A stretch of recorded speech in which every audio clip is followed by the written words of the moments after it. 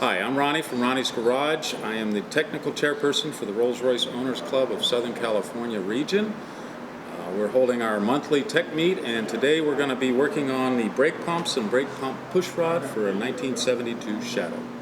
I have found another pump housing, push rod and cam follower off of a used engine. I've installed it, cleaned it up. This is what it looks like off the car. You've got the cam follower, which is this doodad there. They have a little O-ring on them to keep them from falling out. So this is okay. I want to go back in there. Fine. You put it in from this side.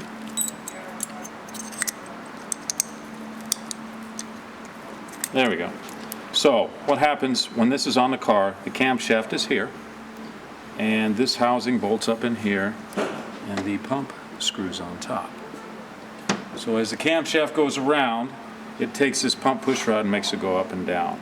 Now, as you remember, the one that we took off of this car got bent, broken, and damaged. This is the cam follower off of that, because somebody had broke a push rod before, left that little piece in there, and put in one of the early style that you can't get anymore on top of it.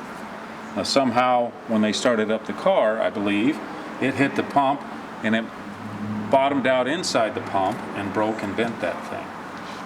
So what's important here is the height of this when it's at the bottom of the camshaft lobe, because the pump screws in and bottoms out down there, and you want a certain clearance. It's about a 3/1000 clearance in here between that and the bottom of the pump.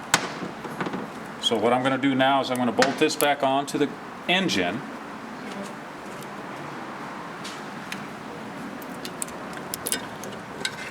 Now, just so if anybody does get into this, there is, if you look over here, there's a guide pin right there by my finger, and that matches up with the hole in the block there. So it only goes on one way, this cover.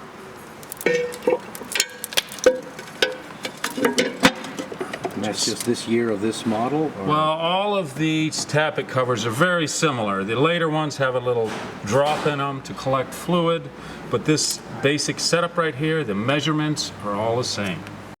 Okay, you don't have to put all the bolts in to do the measurement. Generally, I put in 6. I like to bolt the ones right around this push rod area. Now, we're not going to put sealer on it yet, because first we got to set the measurement.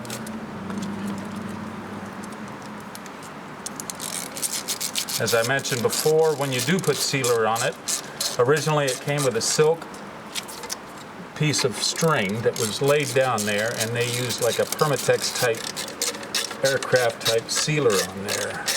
Nowadays we have a good silicone-based sealer. I use the right stuff made by Permatex, and you don't want to put too much on there.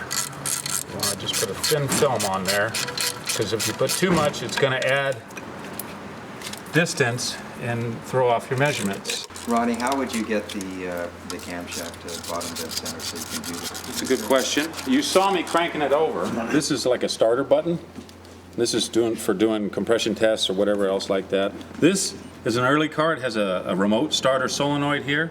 So what I do is I hook one end of this to the battery feed to this, and the other end to the ignition crank feed. And I just tap it. So what I do is slightly tap it, and what I do is with my finger. Yeah, and like I said, there is a certain amount of degrees of rotation of that camshaft where it's the same height, so you can feel, and then that's how I do it. If you want to get really serious, you can put that thing on the depth gauge on there and tap it, but it's when the car is in this situation now where I have all the spark plugs in it, you have the compression, so it gets kickback then, because it's trying to build compression in one cylinder. You pull all the spark plugs, it turns over real easy and it won't kick back. But that side's hard to get on these cars. So if you don't have to take them out, don't. Normally I keep rags over this, but now that I've got most of the stuff out of the way.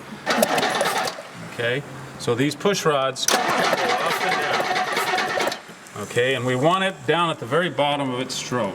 So we're going to bump it some more. It's coming up. Okay, it feels like it's on the bottom. And we've got a measurement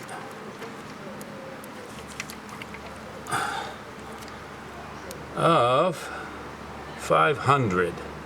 So we got to go 22 thousandths more. So what we've got to do, this is up too high. Let's see if it goes down. Here's an old trick I use.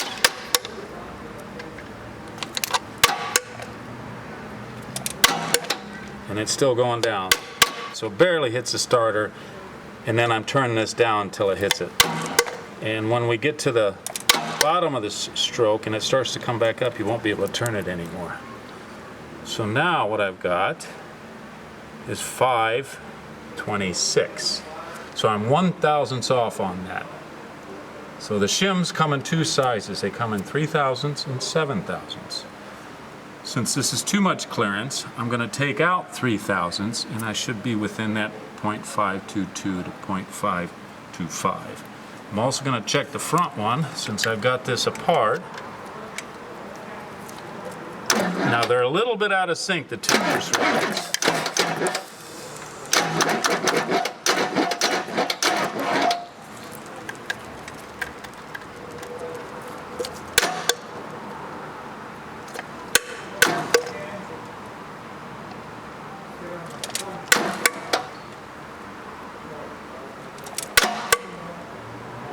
So yeah, each time I tap it, I can turn it down a little bit more, which means it's still dropping.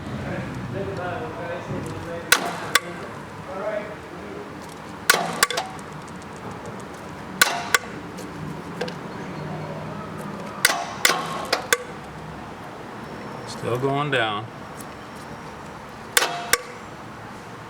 That's it. Oh, still going down. Oh, now I felt it just lift. Later, Ronnie. We'll see you later, Steve. Let's see here. So now we have got 533 on that one. So I've got to take out some shims. That's way too much.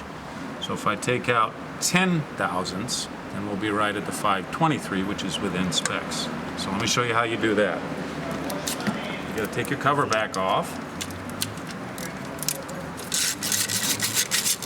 And the reason we've got 10/1000ths on that back one is it's worn. The car's old and tired. The rear push rod and housing came off another engine, which I forget the mileage on it, but it definitely wasn't this year. It was in the 80s. So it's a mineral oil pump push rod and housing, which is essentially the same.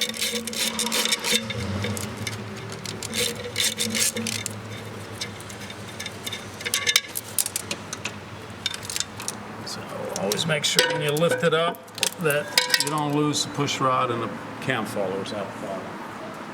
So, the rear one's been off already. The front one has not. So, there you go. Here are the shims I was talking about. Since they're 3 and 7, you can really tell just by the thickness of one. This one's pretty stiff, this one's flimsy. So I was going to take 3 out of the back because we had 526.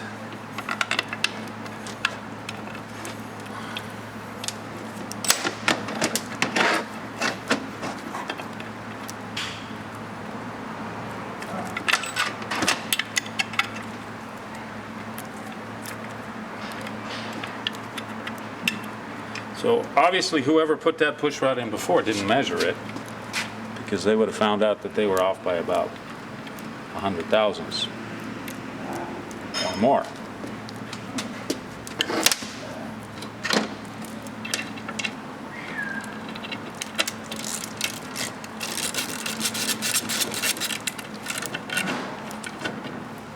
Seems like a tiny little amount. 100,000, you're talking about an inch, right? Well, 100/1000ths is 1/10 of an inch. So it may seem tiny, but when you don't have enough clearance to do it, then it's a lot. So I've already had that one off to replace it. These have little locking tabs, which when they're off, look like this. So they got one ear that fits into the little hole there, and then they got these bend-up tabs which hold the nut or the bolt to keep it from falling out on top of the engine inside. This one, as I recall, was 536, which was 10 thousandths too much clearance.